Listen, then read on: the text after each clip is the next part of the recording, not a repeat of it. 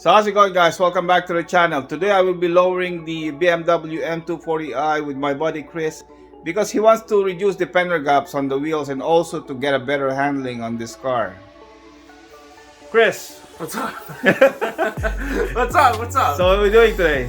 We're gonna do my springs. Excellent. So what you have? The H&R? Yeah, H&R. How low? How low are we gonna go? I'm thinking. I think they say about an inch. I think. Okay, so an inch all around. Yeah. Excellent.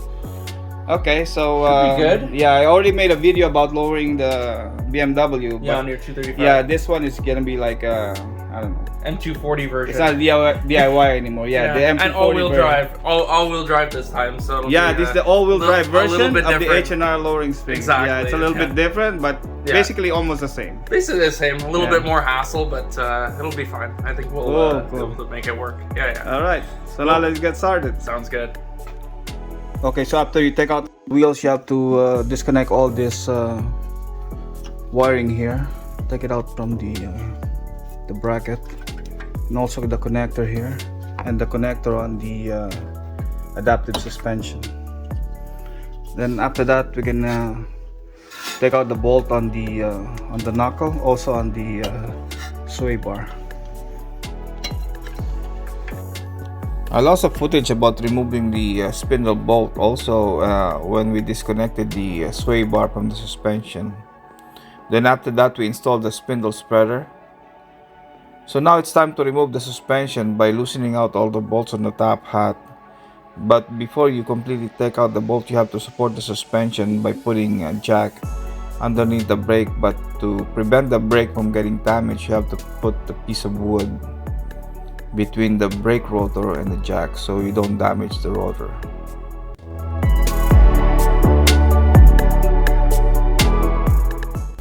So here, to remove the strut, you really have to press down on the suspension because this is an X-drive car, so there's a front axle that's holding onto the spindle, so it's kind of difficult to just remove the front strut on the suspension, so you really have to push down.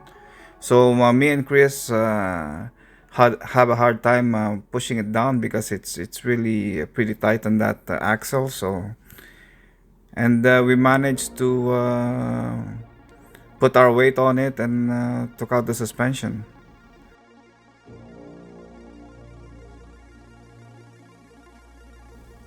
So here we are installing the spring compressor because there's tension on this strut front suspension.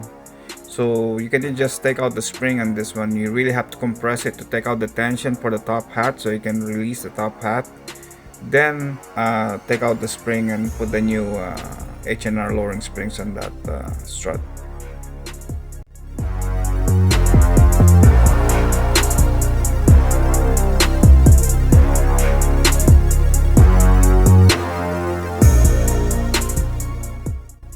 So to remove the top hat, we have to use the pass-through socket wrench and also counter that with an Allen key so you can hold the shocks without spinning with you while you're turning on your socket wrench. So this is the only way you can remove that nut there that's holding the shocks on the top hat. Then after that, you can just take out the top hat and put on the new H&R lowering springs.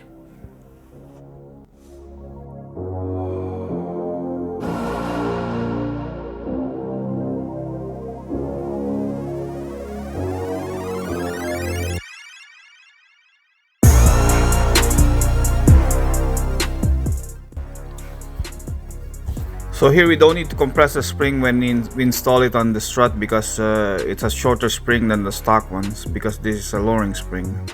So Chris just compressed it a little bit by his hand, and I installed the nut, and we installed it together with the pass-through ratchet and the Allen key.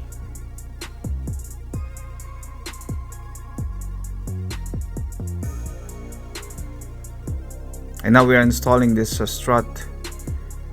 And it's kind of difficult to put it back because the axle there, it's on the way. You know, we cannot just press it in there and slide it in.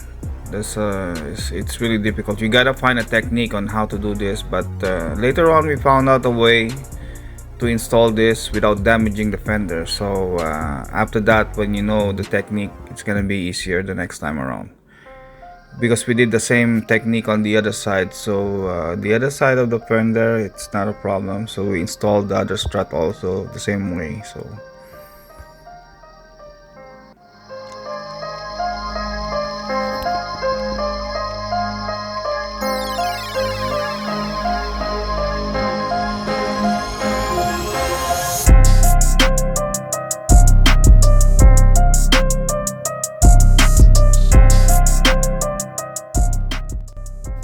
now we're putting everything back in place. So basically this front suspension is done. We just have to put back all the cabling and the sensors, and the suspension on the front is done, and it's time to move on to the back.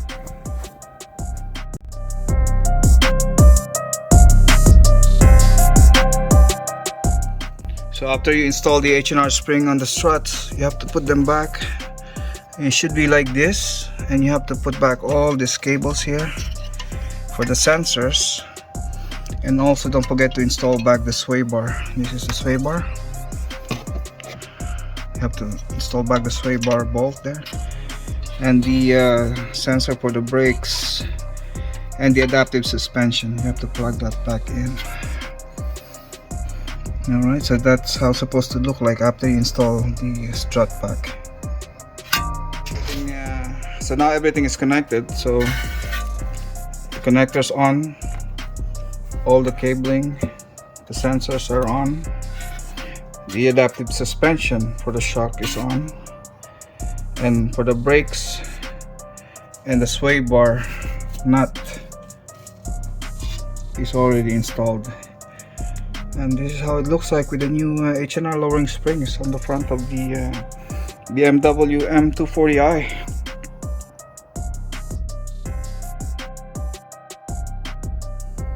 So here for the rear, we have to take out the two bolts that's holding the rear suspension. So one bolt is holding the shock absorber, and the second one holding the spindle. So once you took out all the bolts, then the spring is free to be released from that arm that's hold the suspension.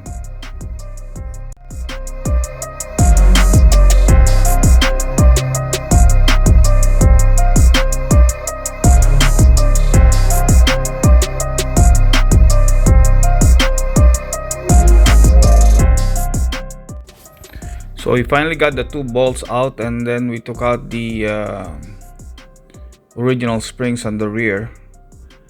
Just to make sure when you install back the H&R spring that the lettering on the marking of the H&R is on the upright position. So this is the indication which one is the top and which one is the bottom on the springs, on how you have to install it back. And now once you put everything in alignment with the nipple on the bottom tray of the holder of the spring, then you can put back the two bolts that's holding the shocks and the spindle. So you finally finished the installation of the rear spring, and it's kind of tough to take out those bolts and nuts on for the shocks and the knuckle. So the shocks is 19, yeah? Yeah. Shocks, it's 18 on both ends. Okay, for the shocks is 18 millimeter on both ends, nut and bolt. But for the knuckle, it's E20 Torx on one side and 21 nut on the other side. Yeah, it's really difficult to take it out because there's no space here. But me and Chris finally got it, and now it's installed. There it is, guys. This is the next day after the install of the lowering springs. Hey, what's up, Chris? Yeah, man. Are you okay? Yeah, good. Good, eh? So we finally did install his mags back on his car, and he put spacers on the front. So he put the 15mm on the front and nothing in the back so far, right? Nothing in the back. Yeah, Not no spacers on the back yet. It's on the way. So it's pretty low, huh? It's pretty good. It's Yeah. sitting pretty nice. It'll get a little bit lower eventually, Yeah. but I think it's You're gonna see on the video me and Chris struggle on the first strut in the front, so you're gonna see that. And once you get the technique, it's easier on the next one, on the other side. Nice, nice. So how do you like the ride now? Oh, it drives really nice. Yeah? It's a little bit more stiff, but it's nice. It's like my old 235 M235, and it's nice. I like it. It feels more sporty, and especially with the summer tires on now, we don't have the. Oh yeah, now he got the Michelin PSS. Yeah. More grip. It's more grip definitely than the Firestone.